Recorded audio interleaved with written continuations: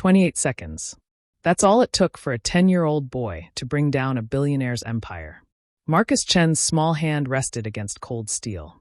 Behind him, 50 wealthy guests held their phones high, recording what they expected would be his humiliation. Vincent Harrington swirled champagne in a crystal glass, smirking like a man who'd never lost anything in his entire life. And Marcus's mother, Elena, stood frozen, her eyes filled with the kind of terror that comes from watching your whole world balance on a knife's edge. 5 minutes, boy, Harrington had said, checking his diamond-studded watch. If you can even count that high. The crowd laughed. Cold. Cruel. The kind of laughter that echoes in your chest long after the sound fades. Marcus closed his eyes and pressed his ear against the safe. He wasn't guessing. He was listening. The metal had a voice if you knew how to hear it. Each tumbler sang at a specific frequency when it aligned just right, like musical notes waiting to form a chord. Click. Click. Click. Harrington's smirk began to fade. Click. Clunk. The massive steel door swung open. But wait. I'm getting ahead of myself. Because the real story, the one that matters, doesn't start with a safe opening. It starts 30 minutes earlier, in a service hallway that smelled like bleach and broken dreams. Let me take you back. 30 minutes earlier. The service hallway was a world away from the gala happening just beyond the cracked door. Out there, crystal chandeliers scattered light across Italian marble floors. Women floated past in gowns that cost more than most people earned in a year. Men laughed too loud, their watches glinting. Timepieces worth more than the apartment building where Marcus slept on a pull-out couch. This was Vincent Harrington's world. A world of excess. A world where people like Marcus existed only to serve, to clean, to disappear. Marcus sat on an overturned storage crate, legs dangling 6 inches from the floor.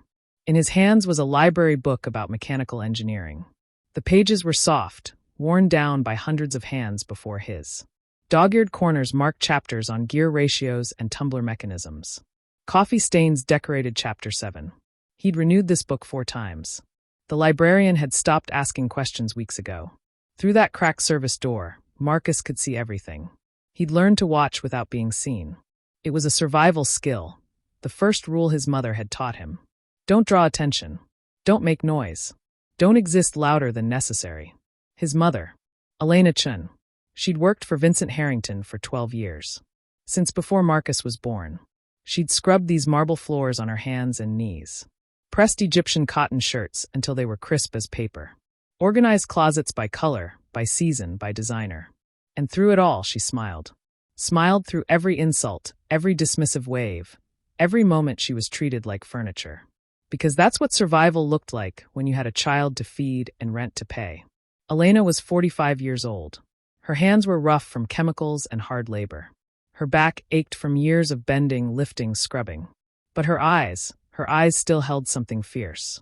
Something she hid from employers but showed to Marcus when they were alone. Tonight, she couldn't find childcare. The regular sitter had canceled. The backup was sick. So Marcus sat in this hallway with his library book, making himself as small and quiet as possible. He was good at being invisible. But tonight, invisibility wouldn't be enough. Let me tell you about Marcus's gift. Because it didn't come from nowhere. It came from years of watching, listening, and learning in a world that never expected him to do any of those things. It started when he was 4 years old. Elena's alarm clock stopped working on a cold February morning.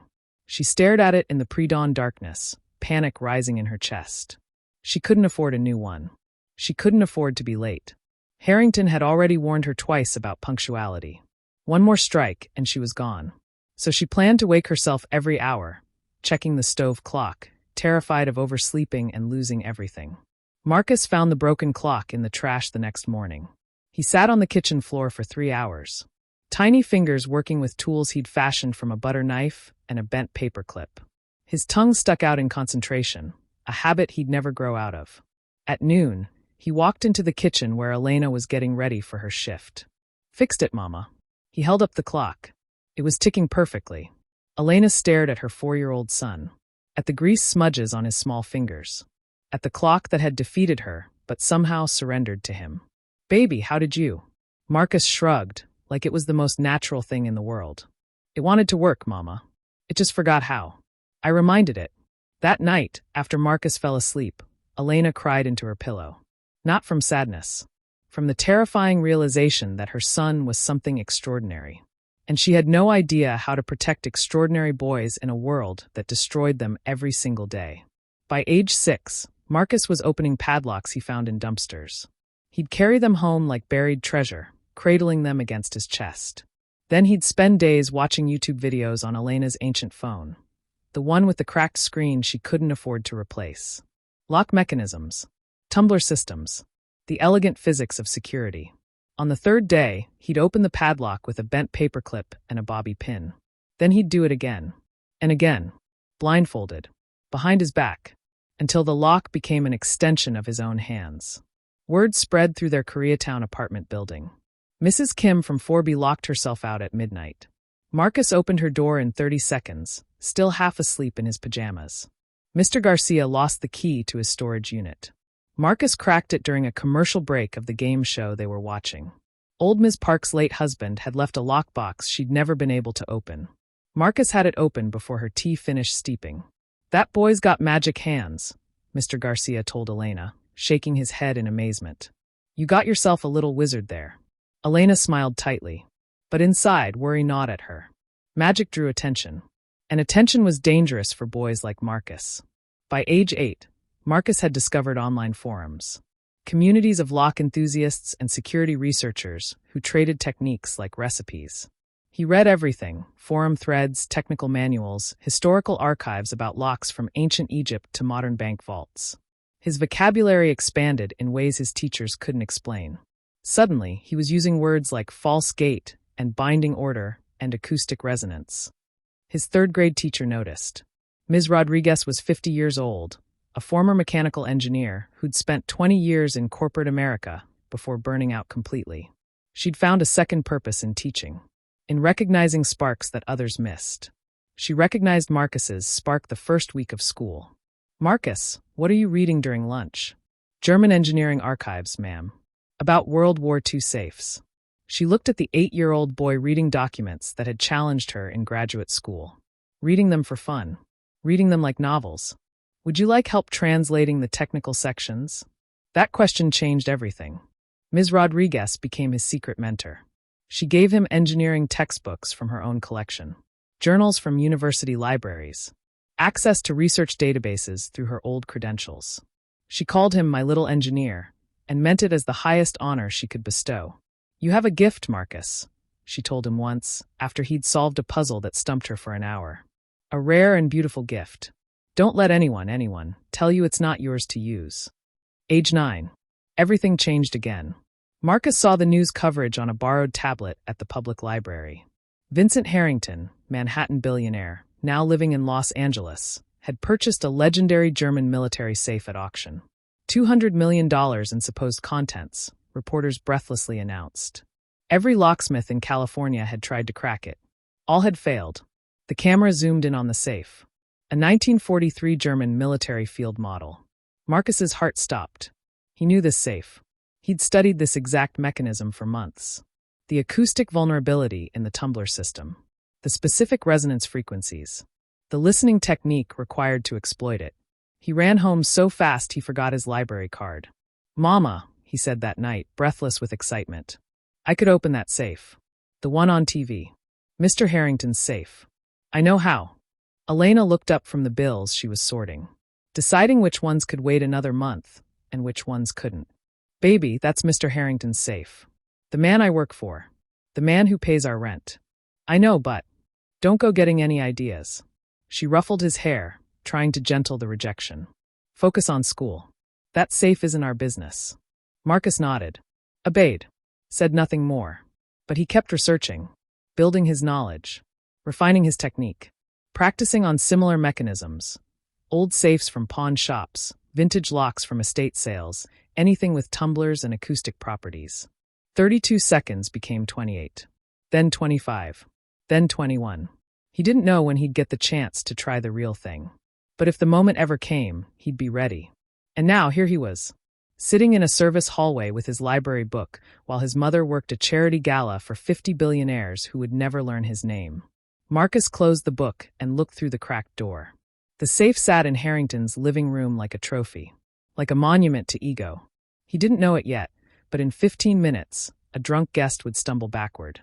Wine would spill across Marcus's shirt like a wound, and the invisible boy would suddenly become horribly, dangerously visible. Everything was about to change. Marcus turned the page of his book, not knowing these were the last peaceful moments of his childhood. Not knowing that 28 seconds from now, he would crack open more than just a safe. He would crack open the truth. And once truth is out, you can never, ever lock it away again. The collision is coming. The humiliation. The bet. And 28 seconds that will change everything. But first, Marcus has to become visible. And in Vincent Harrington's world, being visible is the most dangerous thing a boy like Marcus can be. The collision happened fast. One moment, Marcus was invisible. Just another shadow in the service hallway. The next moment, he was the center of attention in a room full of people who had never noticed him before and wished they never had to now.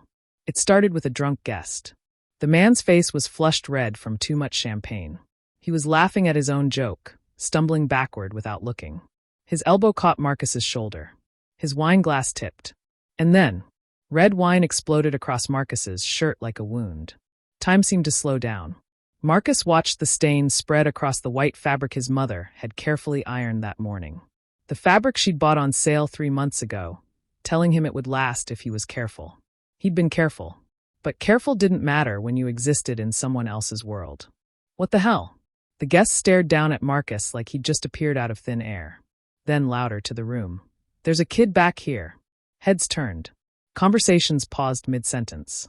The silence spread like ripples in a pond, growing wider and wider until the entire penthouse had gone quiet. 50 pairs of eyes found Marcus. 50 phones began to shift in his direction. And then Vincent Harrington noticed. Vincent Harrington moved through his penthouse like a shark through water. Slowly, deliberately, each step calculated for maximum intimidation. He was 62 years old, but he carried himself like a man who'd never been told no. His suit probably cost more than Elena made in 6 months.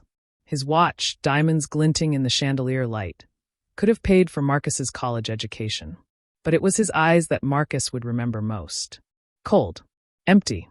The eyes of a man who saw people as objects to be used or obstacles to be removed. The crowd parted around Harrington as he crossed the marble floor. No one spoke. Everyone watched. He stopped in front of Marcus. Looked down. His eyes swept over the wine-stained shirt, the worn shoes with holes near the toes, the library book clutched like a shield. Then he smiled. It wasn't a kind smile. Well, well. His voice carried across the marble floors, designed to be heard. The help brought her pet tonight. Nervous laughter rippled through the crowd. Not real laughter. The kind people make when they're uncomfortable but too afraid to stay silent. Elena materialized instantly. She must have been carrying a tray of champagne somewhere in the penthouse, but she dropped everything and ran the moment she heard Harrington's voice. Her face had drained of all color. "Mr. Harrington, I'm so sorry." Her voice shook. "My sitter canceled last minute, and I thought." "You thought?" Harrington raised one eyebrow. The gesture was theatrical, performed for the crowd. "I don't pay you to think, Elena. I pay you to clean. That's all people like you are good for." More laughter. Louder now. Crueler. Marcus felt something hot and sharp twist in his chest. He'd heard Harrington talk to his mother like this before. Through walls, through cracked doors, in moments when he was supposed to be invisible. But hearing it now, in front of all these people, with all these phones recording, it was different. It was worse. Elena's voice cracked. "I'll take him home right now. I'll call a cab in." "No." Harrington held up one hand, silencing her completely. His eyes hadn't left Marcus. Actually, this might be entertaining. The energy in the room shifted. Guests sensed blood in the water. They leaned in, phones rising higher, smiles sharpening. Harrington gestured toward the massive safe dominating his living room. "You all know about my little puzzle," he said to the crowd. "The 1943 German military safe. 200 million in contents. Every locksmith in America has failed to crack it." He paused for effect. "But sure, let's see what a little maid's son can do." The laughter was no longer nervous. It was eager. Hungry. 5 minutes, boy. Harrington checked his Rolex with theatrical flair, making sure everyone saw the diamonds. "If you can crack it, your mother gets $1 million. Gasps. Whispers. Phones zooming in. "But if you fail?" Harrington's smile widened. "She's fired. Right now. Tonight. Security will escort her out, and she'll never work in this city again. I'll make sure of that. Elena's knees buckled. A waiter caught her arm before she collapsed. Sir, I'm begging you. Tears streamed down her face. He's just a child. Please. This isn't. 5 minutes. Harrington cut her off. He was looking at his phone now, setting a timer. Starting now. The room held its breath. Marcus looked at his mother. Really looked at her. At the terror flooding her eyes. At 12 years of careful survival cracking apart in real time. At the rough hands that had scrubbed these floors on her knees. At the fierce love that had kept her bowing her head, swallowing her pride, choosing invisibility because it was the only way to keep them safe. She was shaking her head, silently begging him not to try. But Marcus had already made his decision. He walked to the safe. The safe was massive. Cold steel. German engineering from 1943. It had survived a war, crossed an ocean, and defeated every professional who'd tried to crack it. Marcus was 10 years old. His hand barely covered a fraction of its surface. Behind him, someone laughed. This is going to be hilarious. Another voice. Poor kid doesn't stand a chance. Harrington. Tick-tock, boy. For minutes and 30 seconds. Marcus closed his eyes, pressed his ear against the cold metal, and he listened. The world fell away. The laughter, the phones, the crushing weight of his mother's fear. All of it faded into background noise. There was only Marcus and the safe now. Only the boy and the metal and the secret language they shared. His small fingers found the dial. Started turning. Slowly. Precisely. Each movement deliberate. He wasn't guessing. He was listening to the voice of the metal itself. The first tumbler had a frequency. A specific pitch when it aligned correctly. Like a musical note waiting to be discovered. Click. Harrington's sentence stumbled mid-word. The greatest locksmiths in Ammer. What was that? Marcus's fingers moved faster now. More confident. The safe's voice was growing clearer with each rotation. Click. The room had gone completely silent. Even the champagne bubbles seemed to pause. What is he doing? Someone whispered. Click. Harrington lowered his phone slightly. Something cold crept into his expression. Something that looked almost like fear. There's no way, he muttered. There's absolutely no. Clunk. The massive steel door swung open. Marcus stepped back. His expression was unchanged, like he'd just opened his school locker. Like this was any ordinary Tuesday afternoon. 28 seconds. A 10-year-old boy had opened a safe that defeated every professional locksmith in California in less time than it took Vincent Harrington to finish his sentence. Silence. 1 heartbeat. 2. Then chaos erupted. A woman screamed. Champagne glasses shattered on marble. Guests surged forward, phones blazing with light. But no one was looking at Marcus anymore. They were looking at what he'd opened. Inside the safe, no artwork. No priceless treasures. No $200 million artifacts. Just paper. Stacks and stacks of documents. Leather-bound ledgers. Manila folders stuffed with photographs. Bank statements. Wire transfer records. Mountains and mountains of paper. Nobody touched those. Harrington lunged toward the safe. Those are private. That's my property. Nobody touch anything. But it was too late. 50 phones had already captured everything. 100 photographs already taken. The evidence was already out, spreading like wildfire across text messages and group chats and social media feeds. A woman in diamonds picked up a document with trembling hands. Her face went white as bone. Richard, her voice cracked with horror. This is my pension fund. These are transactions from my pension fund. She thrust the page toward him. I never authorized this transfer. I never. Eleanor, that's clearly a forgery. This is my signature. A man in a 3-piece suit stepped forward, holding another document. His hands shook so badly the paper rattled. The foundation account, he whispered. The Children's Hospital Foundation we started together. Richard, there's nothing left. It's all gone. More voices now, rising like a wave. My retirement fund. The charity auction proceeds. He told me this was safely invested. 20 years of savings. Documents carpeted the floor like autumn leaves. Each one told a story of theft. Of trust broken. Of years, decades. Of systematic robbery hidden in a safe that was never supposed to be opened. Marcus looked at the chaos he'd unleashed. He hadn't known what was in the safe. He just wanted to win the bet. Save his mother's job. Prove for once in his invisible life that being overlooked didn't mean being worthless. But now, oh God, Now he understood. Elena was on her knees. Not from collapse this time. She'd lowered herself deliberately to pick up a single page that had landed near her feet. Her hand trembled as she held it up to the light. Her name. Her employee account number. 12 years of automatic retirement deductions. Every penny she'd carefully saved, trusting it was being invested for their future. Gone. All of it. Transferred to accounts she'd never heard of. Signed off by the man she'd served faithfully for 12 years. Mom. Marcus knelt beside her. Elena looked at her son, and something in her eyes transformed. Not fear anymore. Not sadness. Rage. Cold, pure, righteous rage. 12 years, she whispered. 12 years I worked for this man. And he stole everything. Around them, the chaos deepened. Harrington's security guards scrambled to gather documents. Guests refused to surrender their phones. Lawyers were being called. Police were being called. News networks were being called. Everyone was calling everyone. And in the middle of the maelstrom, Marcus stood perfectly still. A woman approached him. She was about 40, sharp-eyed, dressed expensively enough to blend in, but not so expensively that she belonged. Her phone was already recording.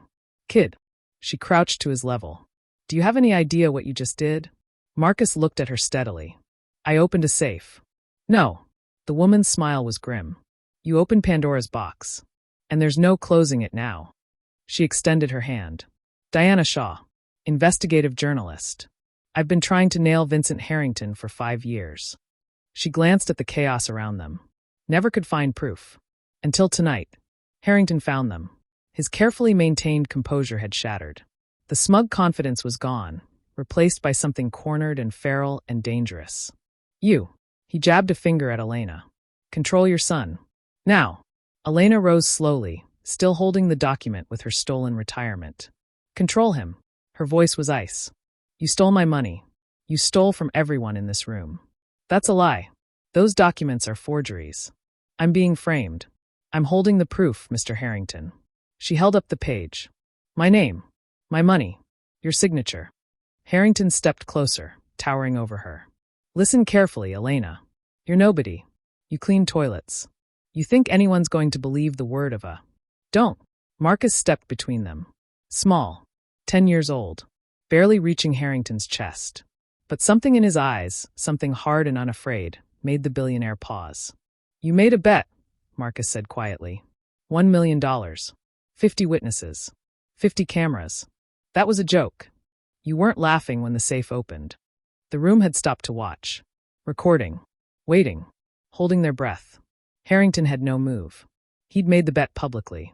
On camera. Breaking it now meant admitting defeat. Admitting that a 10-year-old boy from Koreatown had beaten him in front of everyone who mattered. His jaw worked silently. Then he smiled that cold, reptilian smile.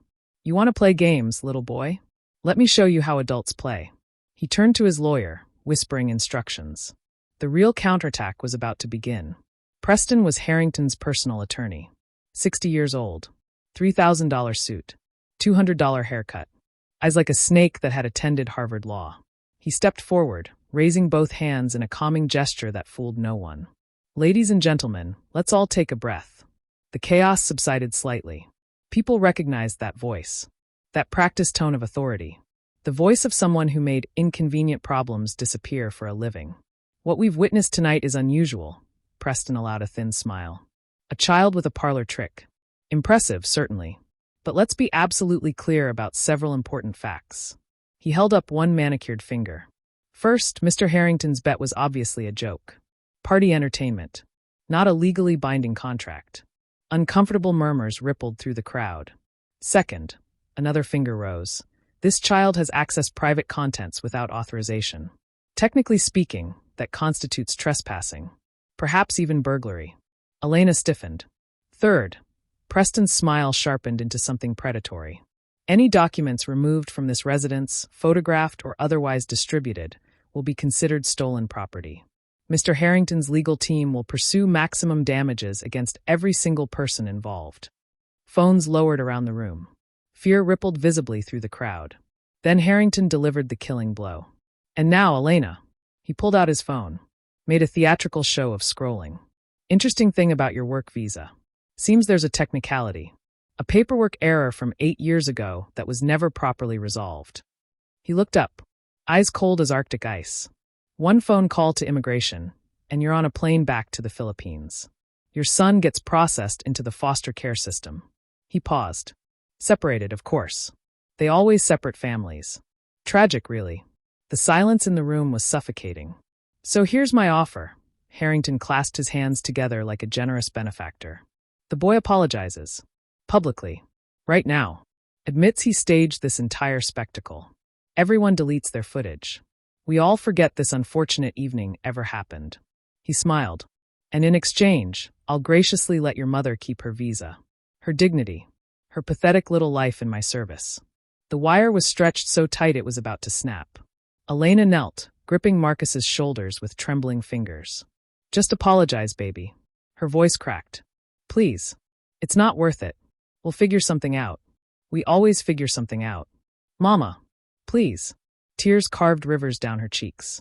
I can't lose you. I can't. You're all I have. Marcus looked past her. At the cook standing in the kitchen doorway. At the driver, jaw tight with suppressed fury. At the housekeeper, hands clasped like she was praying. At 6 other workers behind them. Brown faces. Tired eyes. All whose names were somewhere in those documents. All who had been robbed exactly like his mother. Their faces were resigned. Defeated. The faces of people who had learned through bitter experience that fighting back was never worth the cost. Marcus looked back at Harrington. At the smirk spreading across his face like an oil slick. At the absolute certainty of victory gleaming in his eyes. And Marcus said the word that changed everything. No. Elena's grip tightened painfully. Marcus. No, Mom. His voice was steady as bedrock. He stole from you. From everyone who ever trusted him. Baby, please. And he wants me to apologize? The room went absolutely still. Marcus turned to face Harrington directly. You're scared, he said. That's why you're threatening a kid and his mom instead of calling the police yourself. Harrington's smirk flickered. If those documents were fake, you'd want an investigation. But you don't. Because you know exactly what's in them. Watch your mouth, boy. You're a bully. Marcus's voice rose, carrying across the marble penthouse. I've dealt with bullies my whole life. They're only scary until someone decides to stand up. Movement from the kitchen doorway. The cook stepped out first. Slow. Deliberate. Then the driver. Then the housekeeper. Then 6 more workers. People who had served in this penthouse for years. People who had bowed and scraped and swallowed their pride because they believed they had no other choice. They formed a line behind Marcus. A wall of the invisible finally choosing to be seen.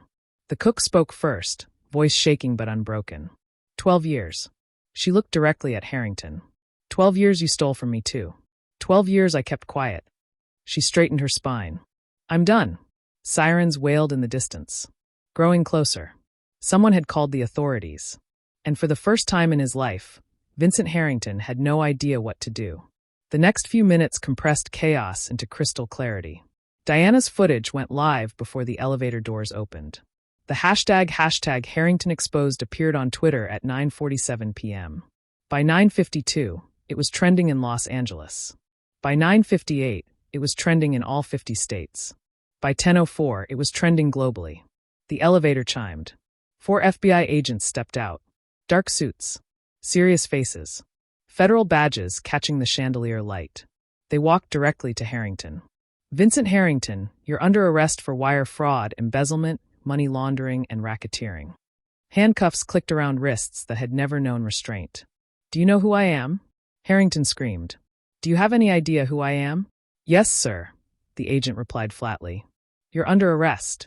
As the elevator doors began to close, Harrington twisted to look at Marcus one final time. This isn't over, boy. Marcus met his gaze steadily. For you it is. The doors closed.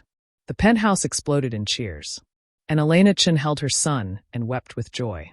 Let me tell you how the story ends. Or rather, how it begins again. Vincent Harrington received 28 years in federal prison. 1 year for every second it took Marcus to destroy his empire. The irony wasn't lost on anyone. 850 victims were compensated from Harrington's seized assets. His penthouse, that monument to ego, was converted into affordable housing specifically for domestic workers and their families. The marble floors where Elena had knelt for 12 years became foundations for families just like hers. Elena launched Voices for the Invisible, a support network for domestic workers. In its first year, it helped over 500 people report wage theft, protect their visas, and fight for their dignity. She wasn't famous. She was just effective. Relentlessly, quietly effective. And that was more than enough. They bought a small apartment in San Gabriel. 2 bedrooms. A kitchen Elena called efficient. A bathroom where you could touch both walls. A balcony barely wide enough for 2 folding chairs. But it was theirs. Really, truly theirs. No landlord. No one who could ever tell them to leave. Marcus went back to being just a kid. He started a mechanical puzzles club at school. Ran an anonymous YouTube channel where all the ad revenue went to his mother's organization. MIT sent him a recruitment letter. He was only 11, but they said they'd wait. The safe itself went to the Smithsonian Institution. It sits in a climate-controlled display case in the American History Wing, accompanied by a brass plaque. Some locks are broken by skill. Others are broken by courage. The strongest are broken by both. School groups visit every day. Children press their ears against the display glass, pretending they can hear the tumblers. Teachers tell the story of the Maid's son and the impossible safe. 28 seconds that changed everything. Some stories become legends. This one has the advantage of being true. 3 months after the gala, Elena and Marcus sat on their tiny balcony. City lights glittered below like earthbound stars. The real stars were invisible. Too much light pollution. But they could see the moon. That was enough. Marcus, Elena said softly. I need to tell you something I should have said weeks ago. He looked up from the puzzle in his hands. All those years at Harrington's house, I told myself I was being strong. Surviving. Protecting you. You were, Mama. No. She shook her head. I was scared. So scared of losing everything that I forgot I deserved anything. She turned to look at him, eyes glistening. You taught me something that night, baby. A 10-year-old boy reminded his mother how to stand up straight. I learned it from watching you, Marcus said quietly. Every day for 10 years. You just forgot you were teaching me. Elena pulled him into a hug that said everything words couldn't. Later that night, Marcus gave her a small box. Inside was a handmade charm bracelet. Delicate silver chain. Each charm was a tiny lock, crafted from scrap metal, polished until they gleamed. What's this? Elena's voice was thick with emotion. Every lock I ever opened before the safe. All the ones nobody saw. She counted them. 15 tiny locks. Each one taught me something, Mama. And every single time I practiced, I thought about you. About how you taught me patience. How you taught me to look closer. How you taught me to never, ever give up. Elena put the bracelet on with trembling fingers. It's beautiful. Mama? Yes, baby? I think I want to be an engineer someday. Build things. Not just open them. Elena smiled. The first truly full smile and longer than she could remember. Then that's exactly what you'll do. Here's what Vincent Harrington never understood. He believed power meant owning what others couldn't touch. He spent decades collecting money, secrets, silence, fear. He built walls and locked doors and buried evidence in a safe that was supposed to keep his secrets forever. But the most valuable things in life aren't locked in safes. They're in the patience of a mother who shows up every single day. In library books read until the pages fall apart. In small hands that learn to listen, then learn to act. $200 million couldn't buy Harrington respect. 28 seconds and one small voice cost him everything. Because some doors aren't opened by those who hold the keys. They're opened by those who were never supposed to try.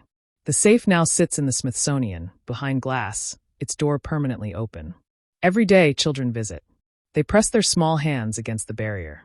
They ask their parents how a boy their age did the impossible. And their parents tell them the truth. He listened when no one else would. He stood up when everyone else stayed silent. He remembered what his mother taught him about right and wrong, even when the whole world was telling him to apologize for being right. Sometimes the smallest hands open the biggest doors. Sometimes a 10-year-old boy in a wine-stained shirt changes everything. And sometimes, justice sounds like a lock clicking open in the dark. 28 seconds. That's all it took. What would you do if someone threatened everything you loved? Would you stay silent, or would you stand up? Marcus Chin was just a boy who liked puzzles. But when the moment came, he chose courage over safety. He chose his mother over fear. And he reminded us all that being invisible doesn't mean being powerless. Thank you for listening to this story. If it moved you, share it. Because somewhere out there, someone needs to hear that standing up is possible. That the small can defeat the powerful. That 28 seconds can change everything. This is Unspoken Story, where one moment of clarity can crack years of silence. Until next time.